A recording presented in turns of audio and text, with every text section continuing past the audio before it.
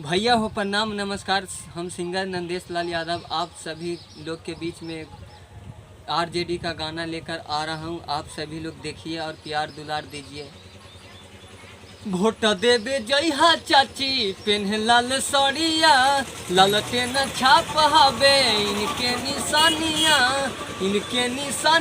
हो इनके निशानिया। भोट देवे जइहा चाची पेन्ह लाल सड़िया, लालटेन छाप हवे इनके निशानिया। ओ जे दबाई हा बटनिया हो भारी मत से विजयी बनैहा, खड़ा हवे अनिरुद्ध भैया हो। भारी मत से विजयी बनैहा, खड़ा हवे अनिरुद्ध भैया हो। भोट देवे जइहा चाची पेन्ह लाल सड़िया, लालटेन छाप हवे इनके निशानिया हो इनके निशानिया। ओ जे दबाई हा बटनिया हो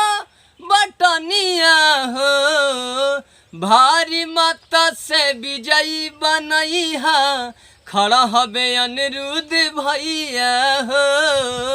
भारी मत से विजयी बनैहा, खड़ा हवे अनिरुद्ध भैया हो।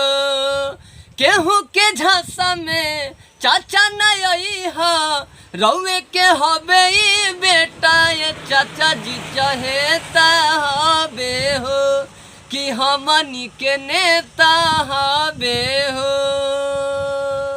केहू के झांसा में चाची नहीं हा, रउए के हवे ई बेटा ये चाची जी चहेता हवे हो, कि हमनी के नेता हवे हो। भूलिहा ना लालटे निशानिया हो भारी मत से विजयी बनैहा, खड़ा हवे अनिरुद्ध भैया हो। भारी मत से विजयी बनैहा, खड़ा हवे अनिरुद्ध भैया हो।